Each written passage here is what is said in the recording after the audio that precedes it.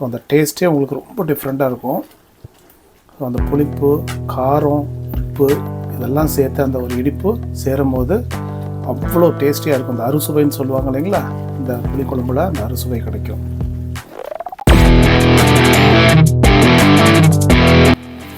வணக்கம் ரோலே, welcome to UK சோழந்தமிழன். நான் உங்கள் ஷெஃப் ரமேஷ். எல்லோரும் எப்படி இருக்கீங்க? எல்லாம் சூப்பராக இருக்குன்னு சொல்லி நான் நம்புகிறேன்.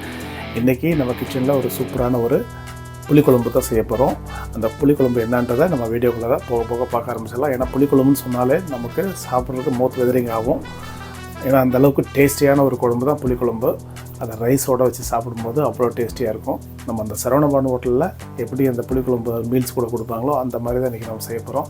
அதுக்கு முன்னாடி நம்மளோட சேனலுக்கு புதுசாக வந்தீங்கன்னா மறக்காமல் சப்ஸ்கிரைப் பண்ணி வச்சுக்கோங்க, பெல் ஐக்கனை கிளிக் பண்ணி வச்சுக்கோங்க. அப்போ தான் நம்ம போகிற அந்த ஸ்பெஷலான ரெசிபிஸ் எல்லாமே உங்களோட நோட்டிஃபிகேஷன் வந்து சேரும். ஈஸியாக செய்யக்கூடிய புளிக்குழம்பு எப்படின்றது பார்த்துடலாங்களா? அவங்க ஸ்ட்ரைட்டாக வீடியோக்குள்ளே போயிடலாம். இன்றைக்கி நமக்கு செய்யக்கூடிய புளிக்குழம்பு இந்த வெண்டைக்காய் புளிக்குழம்பு தாங்க பண்ணுறோம்.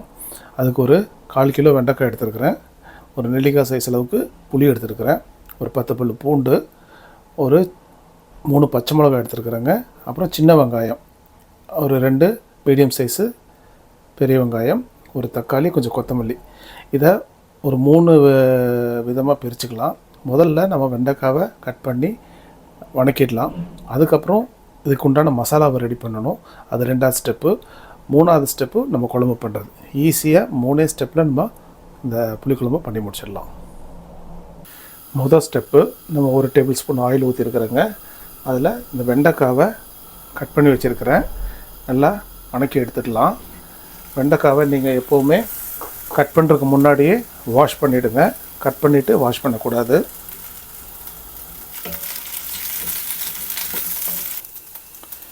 வெண்டைக்காய் நல்லா வணங்கிடுச்சுங்க. இந்த வெண்டைக்காவை வேறு ஒரு பாத்திரத்தில் மாற்றிடலாம். இப்போ அடுத்து ஸ்டெப் 2ங்க.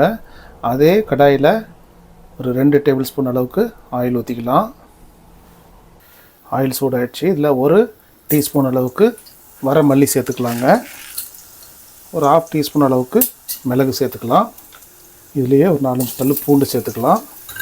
இப்போ நம்ம வச்சுருக்கிற அந்த சின்ன வெங்காயத்தை இதில் போட்டுக்கலாங்க. இதுலேயே அந்த பச்சை மிளகாவையும் போட்டுட்டு நல்லா வணக்கிடலாம். கொஞ்சமாக கருவேப்பிலை சேர்த்துக்கலாங்க. இதில் கொஞ்சம் கொத்தமல்லியை சேர்த்துக்கலாம். நம்ம பண்ணுற அளவு இது ஒரு 2லேருந்து 3 பேர் நல்லா தாராளமாக சாப்பிட்லாங்க. அந்த அளவுக்கு தான் நம்ம இப்போ பண்ண போகிறோம். இந்த மாதிரி சிஸ்டத்தில் நீங்கள் செஞ்சிங்கன்னா இந்த குழம்பு வந்துட்டு நம்ம ஒரு 3 நாள் 4 நாள் வரைக்கும் கெட்டு போகாமையே வச்சுக்கலாம். சிலவங்க தேங்காய் ஊற்றி செய்வாங்க. தேங்காய் ஊற்றி செஞ்சு சாப்பிட்ற புளிக்குழம்பு வந்துட்டு உங்களுக்கு ஒரே நாளில் தான் சாப்பிட முடியும். அது 2 நாள் 3 நாள்லாம் வச்சு சாப்பிட முடியாது. இது நம்ம தேங்காய் ஊற்றாமல் பண்ணுறதுனால ஒரு 4 நாள் வச்சு சாப்பிட்லாம். இதில் ஒரு 1/2 தக்காளி சேர்த்துக்கிறேங்க.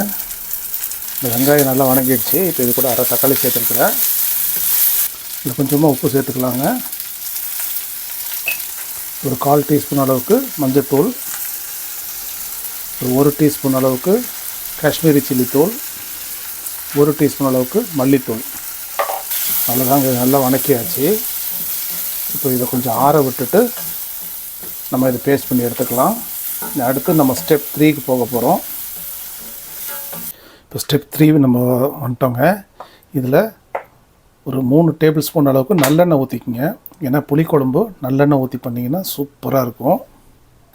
இதில் கொஞ்சம் கடுகு சேர்த்துக்கலாங்க. ஒரு 1/4 டீஸ்பூன் அளவுக்கு வெந்தயம் சேர்த்துக்கலாம். இது நல்லா பொரிஞ்சிட்டுனா இது கூட பூண்டு சேர்த்துக்கலாம். பூண்டு கொஞ்சம் தாராளமாக சேர்த்துக்குங்க, நல்லாயிருக்கும் புளிக்குழம்புக்கு. வெட்டி வச்சுருக்கிற வெங்காயத்தை சேர்த்துக்கலாங்க. நம்ம அந்த மீடியம் சைஸ் 2 வெங்காயம் வச்சுருந்தோம் இல்லைங்களா, அதை சேர்த்துருக்குறேன். இது கூடயே கருவேப்பிலை சேர்த்துக்குங்க. இதெல்லாம் நல்லா வணங்கிட்டோம். இந்த வெங்காயம் நல்லா வணங்கிடுச்சுங்க. இப்போது அந்த மீதி உள்ள 1/2 தக்காளியை சாப் பண்ணி வச்சுருக்கிறேன், அதையும் சேர்த்துட்டேன். நல்லா மசிகிற அளவுக்கு வதக்கிடலாம். இது கூட கொஞ்சம் சால்ட் சேர்த்துக்கலாம்.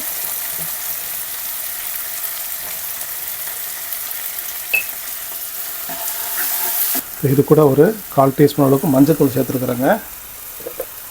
ஒரு 1/2 டீஸ்பூன் அளவுக்கு காஷ்மீரி சில்லி பவுடர், ஒரு 1 டீஸ்பூன் மல்லித்தூள், ஒரு 1 டீஸ்பூன் அளவுக்கு குழம்புத்தூள். இது எல்லாத்தையுமே நல்லா மிக்ஸ் பண்ணிடலாம்.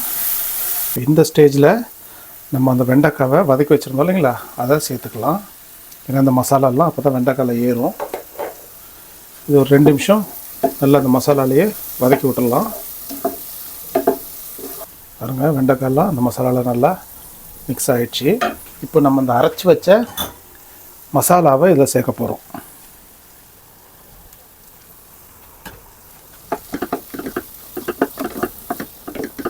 அந்த மிக்ஸி ஜார்லேயே கொஞ்சம் தண்ணி ஊற்றி அலசி இதில் ஊற்றிக்கலாங்க.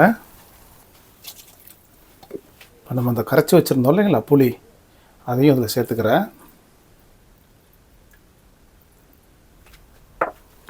அவ்வளோதான், எல்லாம் மிக்ஸ் பண்ணி விட்டுட்டு மூடி போட்டு ஒரு கொதிக்க விடுங்க. அந்த பச்சை வாடையெல்லாம் போகட்டும்.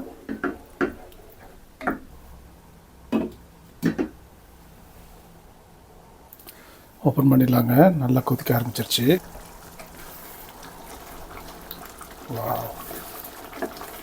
சூப்பராக இருக்குது, நல்லா வாசனையாக இருக்குது. இந்த ஸ்டேஜில் நம்ம இன்னொரு ஐட்டத்தை கூட நம்ம அதில் ஆட் பண்ண போகிறோம். கொஞ்சமாக பெருங்காயம் சேர்த்துக்குங்க. இன்னும் நல்லா ஃப்ளேவராக இருக்கும். அது குயிக்காக டைஜஷனும் ஆகும். இந்த புளிக்குழம்பை பொறுத்தளவுக்கு ஒரு சின்ன டிப்ஸ் ஒன்று, குழம்பு இறக்குற டைமில் கொஞ்சமாக வெல்லம் சேர்த்துக்குங்க. அந்த வெல்லம் வந்துட்டு உங்களுக்கு அந்த புளிப்பு ஓவராக இல்லாமல் முறியடிச்சிடும். ஸோ அந்த டேஸ்ட்டே உங்களுக்கு ரொம்ப டிஃப்ரெண்ட்டாக இருக்கும். ஸோ அந்த புளிப்பு, காரம், உப்பு இதெல்லாம் சேர்த்து அந்த ஒரு இனிப்பு சேரும்போது அவ்வளோ டேஸ்டியாக இருக்கும். அந்த அறுசுவைன்னு சொல்லுவாங்க இல்லைங்களா, இந்த புளிக்குழம்புல அந்த அறுசுவை கிடைக்கும். அவ்வளோதாங்க, புளிக்குழம்பு ரெடி ஆகிடுச்சு. இப்போ நம்ம இதில் கொஞ்சம் கொத்தமல்லியை மேலே ஃபைனாக சாப் பண்ணி தூவி விட்டுடலாம்.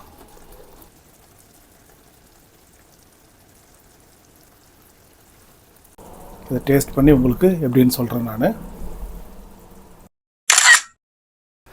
நமக்கு இந்த புளிக்குழம்பு சூப்பராக வந்திருக்குங்க. ஃப்ளேவரே சூப்பராக இருக்குது.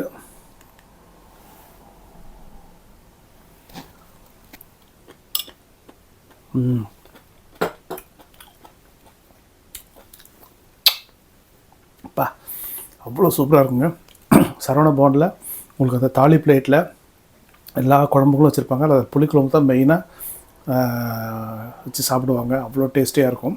அதே மாதிரி தான் நாங்கள் பண்ணியிருக்கிறோம். 3 ஸ்டெப்பு தான், ரொம்ப ஈஸியாக செய்யலாம். முதல் ஸ்டெப்பு வெண்டைக்காவை கட் பண்ணி வணக்கி எடுத்துடலாம்.